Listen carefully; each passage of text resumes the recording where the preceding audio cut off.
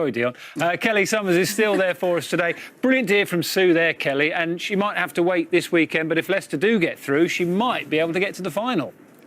Yes, she might indeed, and stories like that are why this competition are just so very special. As you said there, though, she does have a little bit of time to wait because right here, right now, we are building up to the first FA Cup semi-final between Chelsea and Manchester City. As you can see, I've come down here pitch side. This is my reporter position. It's actually positively balmy down here. I've even taken off my coat. This is where I'll be interviewing Pep Guardiola and Thomas Tuchel in around 4 hours' time before they then take their seats in the dugouts, which are here just behind me. Manchester City, the nearer, Chelsea's there on the other side as well. As you can see, not too much else going on here at the moment. They are just about to paint the lines on the pitch behind me as well. But in around 24 hours' time, this will be a hive of activity because our very own studio that I opened the show from will actually have to be dismantled because 2,000 of the 4,000 fans will be in that end of the stadium with 2,000 behind me as well. So plenty of work still to be done. And Dan, I just wanted to highlight one other thing because everyone is getting used to a new normal, and it is no different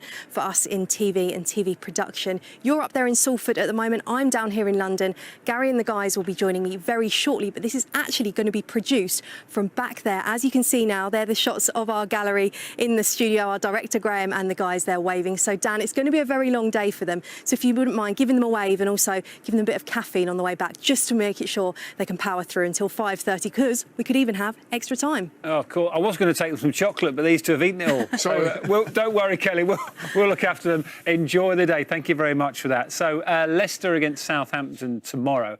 And if you cast your mind back, Southampton were the team that pulled off one of the biggest shocks in FA Cup history when they beat Manchester United in that final of 1976. 45 years on. The boss then, Lawrie McMenemy, has been looking back for us.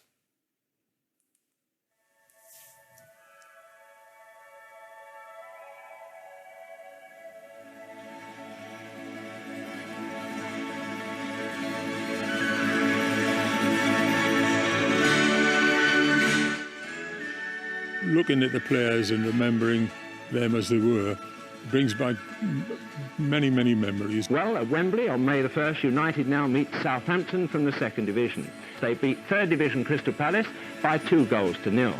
Osgood coming short, Gilchrist again. It was well struck and it's there. A slight deflection perhaps, but Gilchrist has scored for Southampton. Now, once we got through the semi-final, I mean, the whole area, Southampton, was cup. I think they got a good chance. If it had been against Derby, I said no, but at least they got a chance against Manchester United. Total outsiders, yes. We were a 2nd Division team. I remember Mick Channon coming in, said, "Gaffer, have you seen these so-and-so papers?" And showing me the odds. We were 6-1. I was a little bit misquoted in saying that it would be 6. I certainly think they'll win, probably not by that many, but by a few. I've gone for Manchester United too, and I think they'll win narrowly, maybe by about 2-1. We weren't given a cat's chance, to be fair. On the day, our supporters were singing away and enjoying the day. Win, lose or draw, they'll have had a great day. A tremendous atmosphere of carnival on what is the sort of day on which an FA Cup final should be played. When you come out of the dressing rooms at Wembley, you come out at the bottom and there's a long, long tunnel up there. You come out, the other team are coming out at the same time. You get to the top and whoosh.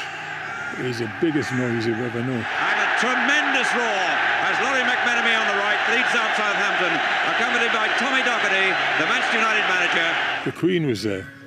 She was guest of honour, and normally a guest of honour comes down onto the pitch and meets the players.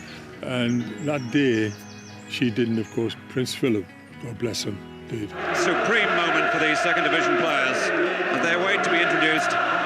His Royal Highness the Duke of Edinburgh, accompanied by Sir Andrew Stephen, Chairman of the Football Association. First 20 minutes, Ian Turner kept us in the game.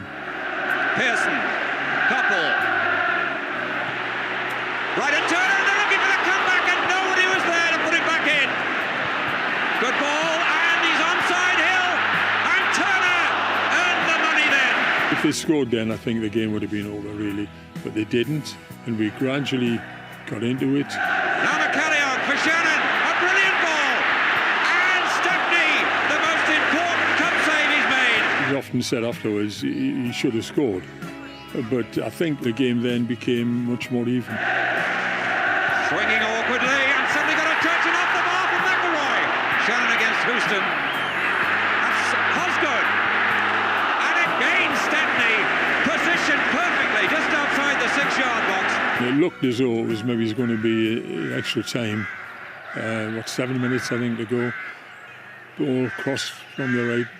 Jim McCalliog, an excellent pass. Bobby Stokes, bless him. Most players, even Bobby, I would have expected to have 2 touches. One to control, one to shoot. But he didn't. McCalliog to Stokes, who's onside. Wonder! Southampton go mad. And on the bench they celebrate. With 7 minutes left for play, Southampton into the lead. That was the longest 7 minutes of anybody's life, I can tell you. The actual minute when he blew the whistle, the goalkeeper, he had got the ball. Clive Thomas walked towards him, the referee, and he said, "Give me the ball, you've just won the cup." And the whistle has gone, and Lawrie McMenemy and Southampton take the cup for the first time in their history. When we got back to the Dell, we had a job getting in. They were all waiting for the team coming, and then there was an open-top bus there, which we got on, and the council had worked it out, the route, to take 45 minutes. It took 4.5 hours. Honestly, this is the finest day that we have certainly ever had in our lives, and if the truth was known, it's probably the finest day in the history of this city. Amazing time for Southampton fans, and thank you so much to Lawrie McMenemy for doing that for us. What do you think about that game this weekend? Do you fancy Southampton or is it Leicester's, do you think? I know we've got 2 former Leicester players here. My money's on Leicester, if I'm honest with you. Iheanacho is on fire. He's got 11 in 11, and his FA Cup record is actually pretty good. He scored 13 goals in 18 games. And Leicester. Double Leicester again. There's one brilliant story from that final from '76. The fella here, you can see him with the moustache holding the cup, Peter Rodriguez, the captain of Southampton that day. It's in the papers, actually. He gave his medal to his daughter on her wedding day, and then his daughter sold that medal without telling him. He tried to get her to stop it. They fell out for 10 years. They're now repaired that relationship, and the club actually bought back his FA Cup final winners medal, and it's now in the museum at St Mary's. Isn't that amazing? Peter Rodriguez, look it up. It's 0-0 between Newcastle and West Ham at Wembley. You might remember it, a North London derby, classic commentary from Barry Davies, and Gaza was the one and only. Goodbye. Is Gascoigne going to have a crack? He is, you know. Oh, I say! That is schoolboy's own stuff.